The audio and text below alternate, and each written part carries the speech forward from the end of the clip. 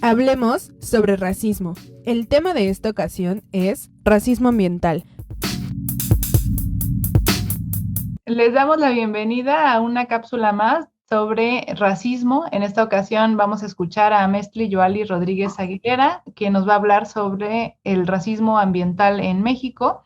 Ella es antropóloga mexicana, profesora de Lake Forest College en el Departamento de Antropología y Estudios Latinoamericanos y Latinos, y también se encuentra con nosotros Scarlett Estrada Maldonado, asistente del proyecto de investigación Antropología e Historia de los Racismos, las Discriminaciones y las Desigualdades. Mi nombre es Cristina Masferrer, soy profesora investigadora de la Dirección de Etnología y Antropología Social del INAH. Hola, muchas gracias por la invitación. Hola, bienvenidos a este espacio. Vamos a platicar entonces primero sobre cómo se relaciona el racismo con el género y con aspectos ambientales, recordando también que estamos pues en un mes en el cual se conmemoran muchas fechas relevantes relacionadas con estas problemáticas, como son el Día Internacional de la Eliminación de la Discriminación Racial, el Día Internacional del Recuerdo de las Víctimas de la Esclavitud y la Trata de Esclavos, pero también días como el Día Mundial del Agua o el Día Mundial del Clima. Son fechas que sin duda alguna nos deben llevar a reflexionar sobre estas problemáticas para encontrar soluciones a todas estas situaciones que enfrentamos. Entonces, Yoali, platícanos un poco sobre tu investigación y sobre cómo encontraste que se relaciona el racismo con el género y con estas cuestiones ambientales. Hola, pues antes que nada, muchas gracias a Cristina y a Scarlett por la invitación. Estoy muy emocionada de estar aquí. Y justo también, como dice Cristina, en el marco de varias fechas importantes, incluyendo también el Día Internacional de las Mujeres, 8 de marzo, entonces también justo ahí, ¿no? La parte de género. Y bueno, yo comencé mi investigación en 2014 en la costa de Oaxaca y creo que un vacío que yo había encontrado y que he encontrado en la literatura respecto a despojo y cuestiones ambientales es que se hacía poco enfoque en la cuestión de racismo. Normalmente se habla mucho, se hace mucho análisis respecto a clase o respecto a pueblos indígenas y afro, sí hay mucha literatura, pero faltaba ese como, sí, hacerlo más explícito. ¿Cuál es la relación entre, por ejemplo, despojo de territorio y racismo y cómo están íntimamente ligados? O sea, cuando vemos despojos por minería, por hidroeléctricas, todos estos megaproyectos transnacionales, no es una coincidencia que normalmente estén pues en territorios indígenas, afrodescendientes o afroindígenas. O también como hemos visto, y también lo van a ver en la infografía, también, por ejemplo, en barrios de clase baja en las ciudades. Entonces, cuando pensamos en la relación entre los seres humanos y el espacio que habitamos, si ciertas poblaciones normalmente racializadas como indígenas o afrodescendientes son los que están más, digamos, vulnerables a, por ejemplo, contaminación, toxicidad, basura, no es una coincidencia, sino es parte de un sistema de opresión y de racismo institucional, pero que se ve en relación con el medio ambiente, porque ahí entonces entraría la cuestión de dónde está el derecho a un medio ambiente sano de todas las poblaciones en México y por qué el despojo de territorio sí tiene un patrón en geografías que están normalmente habitadas la mayoría por poblaciones indígenas, afrodescendientes o afroindígenas. Y luego, para añadir la otra intersección con género, es que muchas veces las mujeres también están en la lucha al frente de estas luchas ambientales, de la defensa del territorio, la defensa del agua, la defensa del medio ambiente, porque esto implica la reproducción de la vida, no solo comunitaria y de sus familias, de sus hijos, sino también pues de la tierra y el territorio ancestral del que dependen para vivir. Entonces, pienso que una lucha antirracista ambiental, las mujeres en particular han tenido un papel sumamente importante y central para defender el territorio, el agua y el medio ambiente. Exacto, y bueno, mencionabas la infografía y para las personas que amablemente nos escuchan, Yoali se refiere a una infografía que estuvimos distribuyendo el año pasado que se titula Racismo Ambiental en México, elaborada por Scarlett Estrada y por mí y con la revisión técnica de Yoali precisamente. En esta infografía mencionábamos que el racismo ambiental puede entenderse como la manera en la que el racismo histórico y estructural afecta o desfavorece en términos ambientales a ciertas poblaciones, que son precisamente poblaciones racializadas y etnicizadas en términos inferiorizados, digamos. Y por lo tanto, pues se expresa en políticas públicas, en prácticas productivas, industriales, empresariales, de extracción, de distribución de los recursos o de los desechos, y puede ser tanto por parte del Estado como por intereses privados nacionales o transnacionales. Y entonces, bueno, justamente esta infografía se refería a Yoali. Yoali, a partir de tu investigación en la costa de Oaxaca, ¿qué tipo de problemáticas pudiste documentar? Sí, pues qué bueno que dices la definición de racismo ambiental porque también es importante dar el contexto. El racismo ambiental surgió como un concepto en Estados Unidos por un sociólogo ambientalista afroamericano, Robert Bullard, y él hablaba de justo eso, ¿no? Políticas ambientales que afectan desproporcionalmente a poblaciones racializadas, como afro en este caso, en el caso de Estados Unidos, pero a mí me interesaba entonces pensar cómo podemos pensar en racismo ambiental en el contexto mexicano y quiénes son las poblaciones racializadas, como dices tú, hacia lo inferior, en el caso de afrodescendientes e indígenas en esta como jerarquía racial. Y bueno, entonces yo estuve en la costa de Oaxaca, estuve en seguramente muchas de las personas que nos escuchan han escuchado de las lagunas de Chacagua, son bastante famosas por el turismo y ahí es una de las principales también ironías, porque las lagunas de Chacagua, para empezar, es un parque nacional que fue declarado como tal en 1938 por el expresidente Lázaro Cárdenas. Entonces está enmarcado en políticas institucionales que se supone que son de protección y conservación del medio ambiente porque es un parque nacional.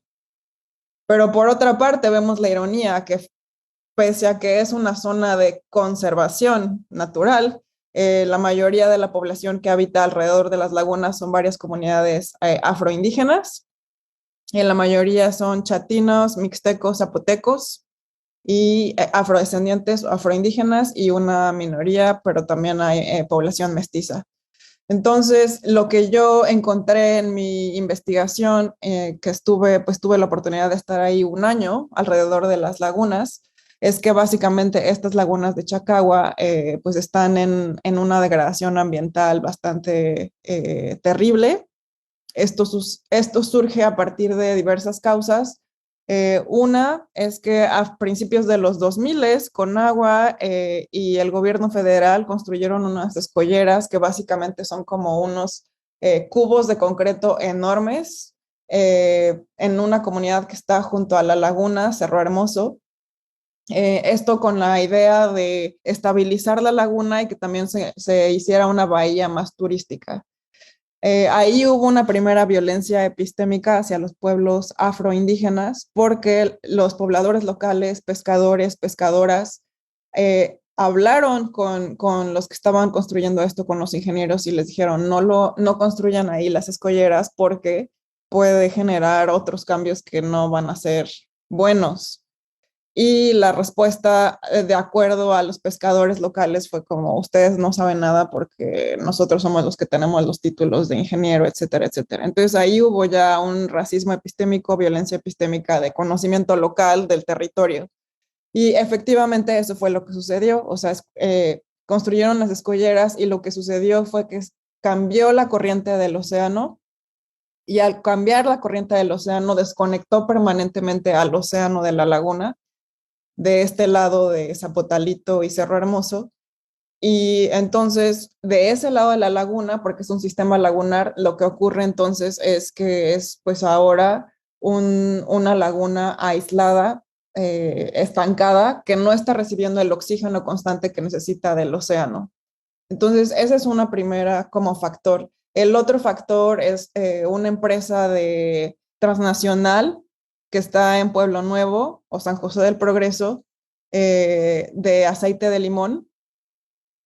Y esa empresa pues tira todos sus desechos altamente ácidos por medio de canales a la laguna.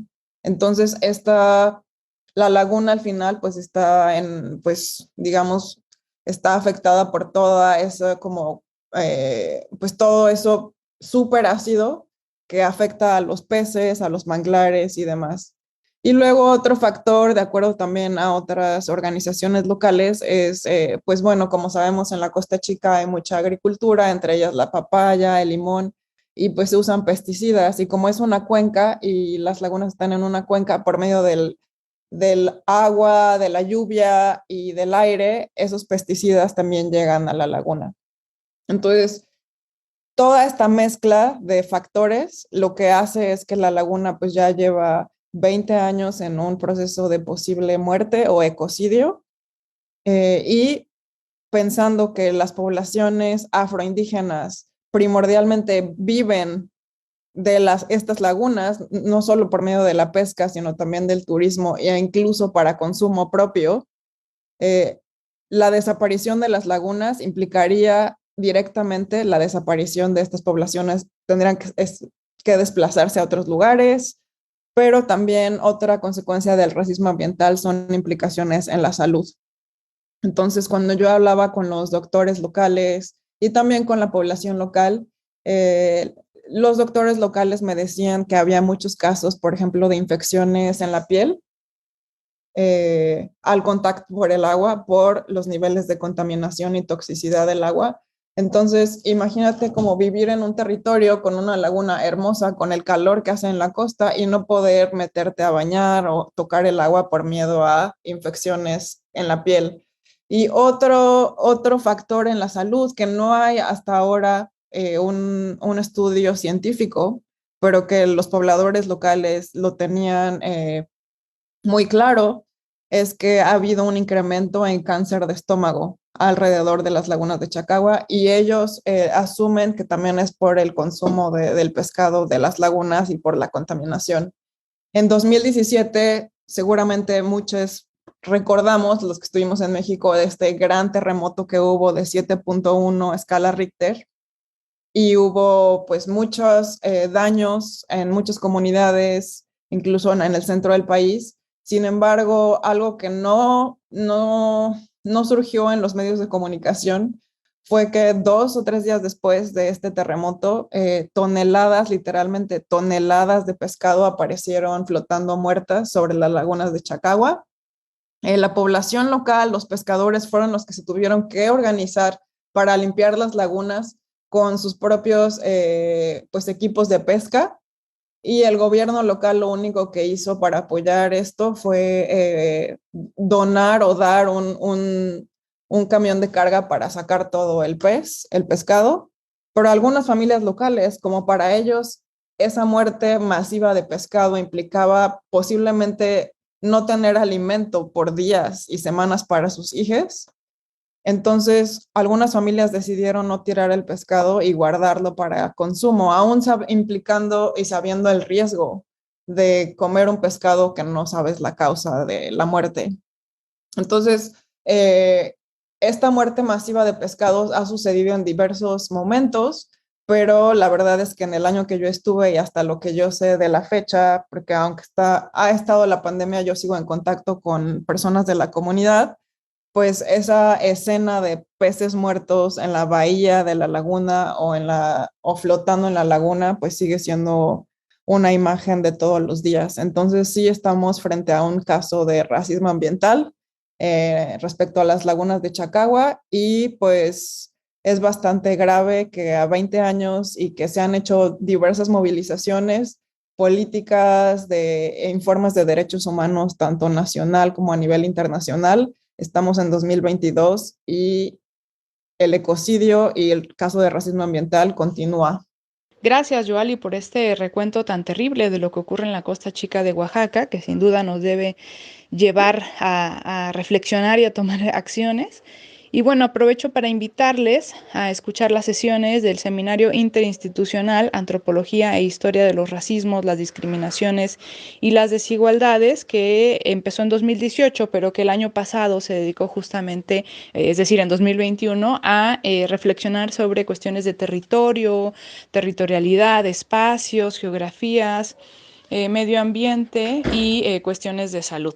Y también yo quería rescatar algo que me parece muy importante y que comentaste tú, es que como frente también a la inactividad, ¿no? Y falta de responsabilidad de los gobiernos y esto, los pueblos emprenden acciones y estrategias para resolver estas afectaciones del racismo ambiental, ¿no? Y es por eso que también quiero preguntarte qué estrategias comunitarias se generan para contrarrestar estas problemáticas en los espacios donde pues tú has investigado. Sí, pues yo creo que esa es también como la parte que es importante decir, que frente a racismo ambiental, donde hasta la fecha no hay como personas que se están haciendo responsables, ya sea el Estado en sí o organizaciones o incluso pues sí, proyectos transnacionales de, pues sí, de económicos, capitalistas. Sí hay muchas iniciativas comunitarias locales y yo podría pensar, y eso es lo que estoy intentando desarrollar en mi futuro libro, que son dos formas. Una es la que podríamos pensar que es como lo que podríamos leer como activismo en sí, que ha sido desde protestas en oficinas de la ciudad de Oaxaca, de la Ciudad de México. Se hizo un informe de violaciones a derechos humanos en el 2013 con la Comisión Local de Derechos Humanos de Oaxaca y en 2018 se llevó el caso a la Comisión Interamericana de Derechos Humanos en una audiencia. Fue parte de una audiencia muy pequeña y fue llevada como un caso de racismo ambiental. Se hicieron recomendaciones al Estado mexicano pues para resolver esto, pero bueno, como dije antes, hasta la fecha no ha pasado nada. Otras de las cosas que han hecho las personas locales es bueno, ¿por qué no? Porque lo que hay que decir es que entre la laguna y el océano, en esas escolleras que se construyeron y que ahora están aisladas y desconectadas, lo que hay ahora son dunas de arena, que es básicamente la arena del mar. Entonces, lo que han hecho poblaciones locales, pescadores, colectivas locales, ha sido pues literalmente manualmente eh, organizadas en torno a Tequio, porque yo creo que Tequio ha sido como una forma importante de organización local comunitaria. Entonces, por medio del Tequio se han organizado para literalmente con pico y pala intentar quitar toda la arena para intentar volver a conectar el océano con la laguna y que así haya oxígeno y de nuevo se renueve el ecosistema y sobreviva la laguna. Sin embargo, la cantidad de arena es tal que es imposible, o sea, a este nivel de arena, que son toneladas y parecen literalmente dunas como de desierto, se necesita maquinaria industrial y eso es lo que ha estado exigiendo la población local. ¿Dónde está la maquinaria industrial para remover esto? Y la solución final que muchas de las poblaciones locales demandan es quitar estas escolleras para que vuelva a haber un contacto natural y que fluya entre el mar y las lagunas. Entonces, esas son como, digamos, cuestiones más visibles que se han hecho en torno a lo que podríamos leer como activismo, pero a mí también me interesaba documentar esas prácticas cotidianas de resistencia que normalmente no son legibles o leídas como activismo, y muchas de estas acciones son hechas principalmente por las mujeres de las comunidades. Entonces, por ejemplo, lo que yo encontré es que muchas mujeres, por ejemplo, frente a la crisis ambiental y por lo tanto crisis económica, social, etcétera, pues ¿qué hacen para sobrevivir? Entonces muchas empezaron a hacer proyectos alternativos económicos, por ejemplo, y que también hablan de la relación íntima entre territorio y medio ambiente y ellas, o sea, un cuerpo-territorio íntimamente ligado. Por ejemplo, la elaboración de medicina tradicional, productos de medicina tradicional de la costa para la venta. También empezaron a coser y tejer las blusas tradicionales de la costa con los cuellos, que también eso incluso nos habla de la relación íntima entre naturaleza, medio ambiente y ser humano, porque los cuellos de la costa pues tienen animales acuáticos, muchos de ellos. Entonces incluso ahí se nota la relación íntima entre medio ambiente y seres humanos. pero también las mujeres han hecho otras iniciativas.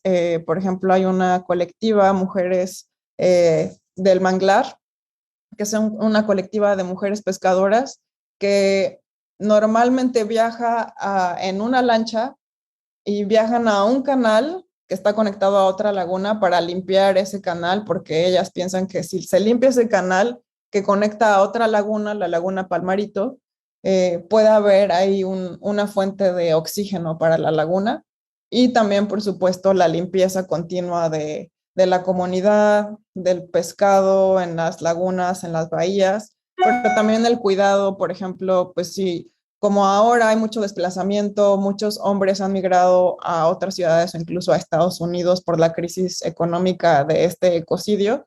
Entonces muchas mujeres están a cargo pues de la comunidad y pues sí, de la vida cotidiana de la comunidad y de sus familias y de sus hijos. Entonces están haciendo las mujeres, yo diría, proyectos también como de ayuda mutua. Por ejemplo, si una mujer tiene que viajar a otro lugar, cuidan los niños entre todas. Si una familia no tiene suficiente dinero para cocinar, entonces otras familias cocinan para varias familias. Entonces hay procesos organizativos en la vida cotidiana de resistencia para defender la vida en sí comunitaria de las familias y también de las lagunas, y que normalmente no son leídas como activismo, pero eso es lo que yo quiero como enfocarme y enfatizar, sino son profundamente políticas al final, porque en el centro está la defensa de la vida de la comunidad de las lagunas y de futuras generaciones. Y además, justamente a partir de este tipo de acciones que muchas veces ni siquiera son reconocidas, pues es donde cotidianamente y rutinariamente, digamos, pues se hace frente a este tipo de problemáticas. Bueno, pues muchísimas gracias, Yoali, por esta conversación tan interesante sobre el racismo ambiental. Esperemos que sirva para visibilizar esta problemática y para buscar y desarrollar estrategias en su contra, ¿no? Que combatan el racismo ambiental, el racismo que enfrentan las poblaciones afromexicanas e indígenas en México, así como para pues cuidar el agua y el clima y el medio ambiente y todos los recursos de los cuales somos parte y de los cuales dependemos. Entonces, muchas gracias, Yoali, y muchas gracias, Scarlett. Muchas gracias, hasta luego. Muchas gracias. Esta es una cápsula del proyecto Antropología e Historia de los Racismos, las Discriminaciones y las Desigualdades, de la Dirección de Etnología y Antropología Social del Instituto Nacional de Antropología e Historia.